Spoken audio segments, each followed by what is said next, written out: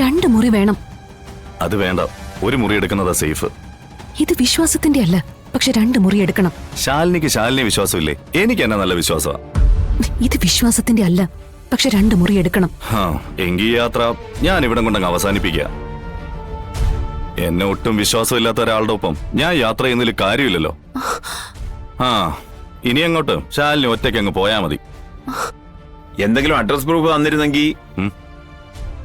തരാം, ഒന്ന് വെയിറ്റ് ചെയ്യ്. ശരി സാർ. എന്താ വേണ്ടേ? ഞാൻ നിക്കണോ അതോ പോണോ?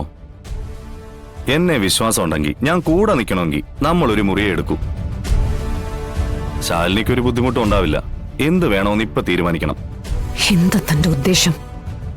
എനിക്കൊരു ദുരുദ്ദേശമില്ല. ശാലിനിയുടെ സുരക്ഷിതത്വം നോക്കിയാ ഞാൻ ഈ പറയുന്നത്. മനസ്സിലാക്കാൻ പറ്റുമെങ്കിൽ മനസ്സിലാക്ക്. ഇല്ലെങ്കിൽ നമുക്ക് ഇപ്പൊ തന്നെ ഇവിടുന്ന് പുറത്തേക്കിറങ്ങാം. ഞാനെല്ലാത്തിനും റെഡിയാ. ഇന്ന് തന്നെ ഡൗൺലോഡ് ചെയ്യൂ.